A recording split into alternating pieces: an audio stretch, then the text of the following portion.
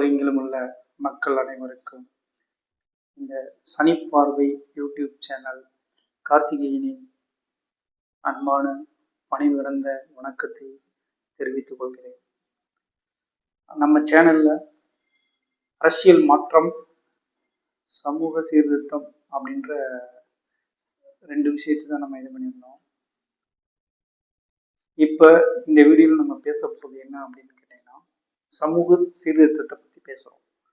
சமூக சீர்திருத்தத்துல நம்ம முதல் விஷயமா ஒண்ணு எடுத்திருக்கோம். என்ன எடுத்திருக்கோம் அப்படின்னா, போதை வஸ்துகளுக்கு அடிமையாகும் இளைஞர்கள்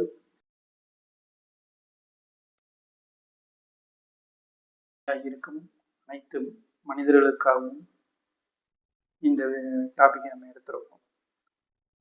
போதை வஸ்துக்கு எப்படி அடிமையாகிறாங்க அப்படின்னு நம்ம பார்க்கும்போது, எடுத்த உடனே எல்லாருமே போதை வஸ்துகளுக்கு அடிமையாகிறது கிடையாது. எடுத்த உடனே போதை வஸ்துகளுக்கு போய் நான் மது குடிக்கிறேன், அந்த போதை கஞ்சா இது பண்றேன் அப்படின்னு யாருமே எடுத்த உடனே போறது கிடையாது. ஆரம்ப கட்டத்துல அவங்களோட முதல் கெட்ட பழக்கம் எதுல ஆரம்பிக்குது அப்படின்னா, புகைப்பிடித்தல தான் ஆரம்பிக்குது. ஃபர்ஸ்ட் அவங்க நார்மலா ஒரு அந்த வயசு பருவத்துல ஆசையின் காரணமாக புகைப்பிடிக்க ஆரம்பிக்கிறார்கள். அதனால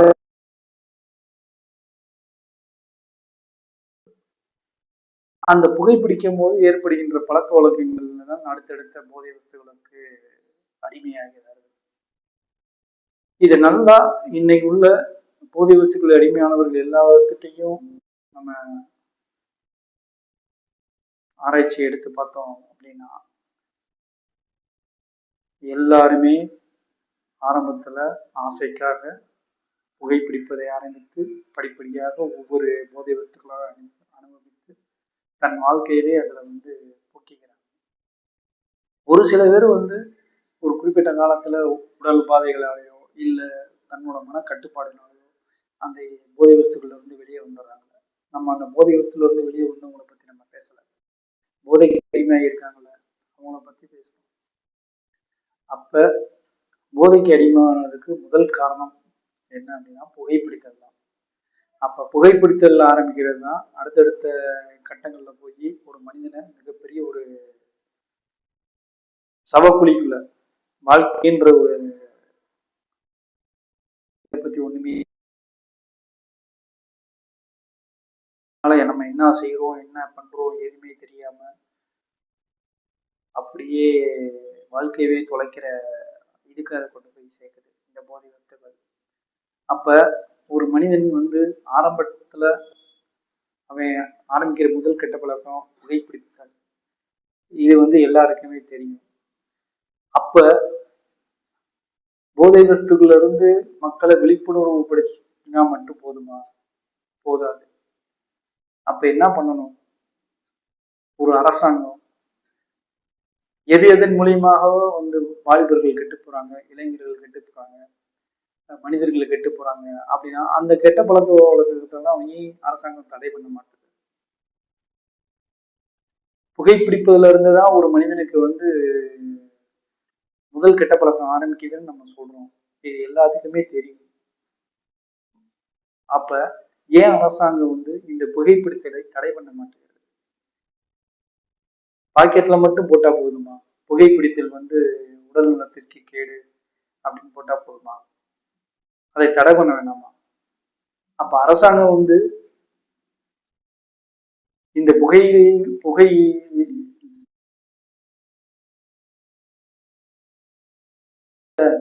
அப்படின்னு ஒரு விழிப்புணர்வு நடந்தாங்க. அப்ப இதுக்கு என்ன காரணம்? அப்ப இந்த அரசாங்கம் எதை நோக்கி போகுது? நான் சொல்றது மக்களுக்காக நல விரும்பியா இருக்கிற அரசாங்கம் முதல் எடுத்துமே செய்ய வேண்டியது இந்த புகையிலையை தான் நிப்பாட்டணும். சிகரெட்டை தான் முதல் நிப்பாட்டணும். எவ்வளவு சீக்கிரம் சிகரெட்டை நிப்பாட்டுறீங்களோ, சிகரெட்டுக்கு தடை விதிக்கிறீங்களோ அவ்வளவுக்கு அவ்வளவு மக்களை சீக்கிரம் நம்ம மது போதைகளுக்கு அடிமையாகவும், கஞ்சா போதைகளுக்கு அடிமையாகவும், இன்னும் கூடிய இன்னும் ஏகப்பட்ட போதைகள் இருக்கு. என்னமோ பெத்தமின்றாங்க, அப்படின்றாங்க. அப்படின்னெல்லாம் மிஞ்சி இப்போ பெத்தமின், ஊசி, அது இதுன்னு ஏகப்பட்ட போதை வஸ்துக்களை சொல்றாங்க. அப்ப இதுக்கெல்லாம் ஆரம்ப கட்டம் என்ன? புகைப்பிடித்தல் தான். ஏன் அரசாங்கம் இந்த புகைப்பிடித்தலை நிப்பாட்ட மாட்டாங்க? தயவு கூர்ந்து கேட்கிறேன், இன்று வந்த புதிய அரசாங்கமே இந்த புகைப்பிடித்தலை அடியோடு நிற்கும். அந்த அந்த தைரியமான முடிவை நீங்கள் எடுப்பீர்கள் என்று இந்த சிறிய நம்புகிறேன். அதனால அரசாங்கத்துக்கு வருமானம் என்ன என்ன பிரயோஜனம்? மக்களை அனுபவமா கொள்ளுகின்ற ஒரு விஷயத்திலிருந்து வருமானம் அதை மக்களுக்கே செய்யணும் அப்படின்றதுல என்ன சாத்தியக்கூறு இருக்கு அரசாங்கத்துக்கு? ஏன் இதை நீங்க தடை பண்ண மாட்டோம்ன்றீங்க? ஒரு காலத்துல அம்மா அவர்கள் பொது வழிகளில் புகைப்பிடிப்பதை தடை பண்ணியிருந்தாங்க. அது கொஞ்ச நாள் உள்ள ஒரு இதா இருந்துச்சு. ஆனா இன்னைக்கு எல்லா பொது வெளிகளிலும், எல்லா பொது இடங்களிலும் புகைப்பிடிப்பது அதிகமாக தான் இருக்கிறாங்க. ஒண்ணு வேணாங்க, ஒவ்வொரு டீ கடையிலையுமே பாருங்க, எவ்வளவு புகைப்பிடிச்சு புகையை தள்ளி தள்ளி புகையை தள்ளிக்கிட்டே இருக்காங்க. டீயை குடிச்சிட்டு புகையை தள்ளிக்கிட்டே இருக்காங்க.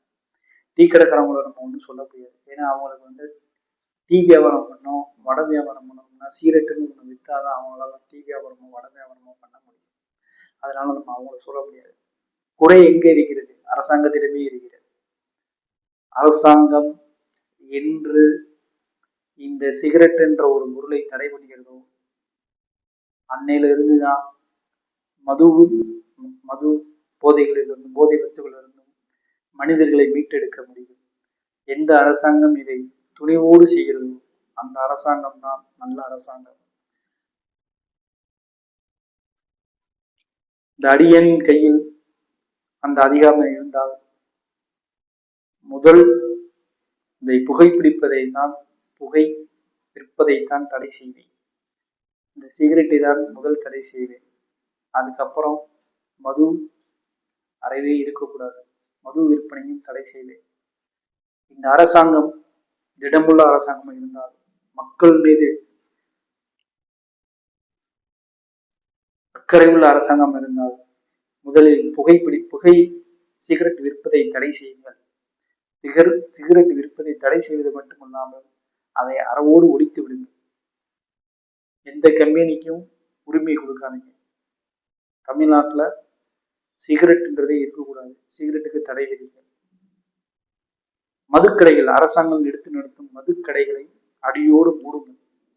இதை ரெண்டை செஞ்சாலே போதை வஸ்துகளில் நம்ம குறைச்சிடலாம், ஒழிச்சிடலாம்.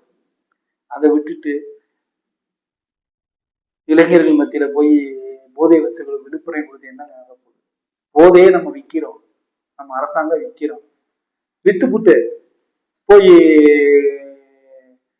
மாணவர்கள் மத்தியிலையும் இளைஞர்கள் மத்தியிலையும் போய் விழிப்புணர்வு பிரச்சாரம் பண்ணாங்க. என்னங்க, பிள்ளையும் கிள்ளி விட்டுட்டு தொட்டிலையும் ஆற்ற கதையாங்க இருக்கு. இது நியாயமே கிடையாதுங்க. இதுதாங்க சமூக சீர்திருத்தத்துல முதல் அடி. இந்த சரிபார்வை யூடியூப் சேனல் கார்த்திகேயனின் முதல் முடிவே சிகரெட் ஒழிப்பு தான். மது கடை அனைவரும், இந்த அடியின் பேச்சை கேட்கும் அனைவர்களும் இதற்கு ஆதரவு தெரிவித்திருந்தால் கமெண்ட் செய்யுங்கள், லைக் செய்யுங்கள், சப்ஸ்கிரிப்ஷன் செய்யுங்கள். மீண்டும் ஒருமுறை சரிபார்வை யூடியூப் சேனலில் கார்த்திகேயனின் உலகெங்குள்ள மக்கள் அனைவருக்கும் நன்றி கலந்த வணக்கத்தை தெரிவித்துக் கொள்கிறேன். நன்றி, வணக்கம்.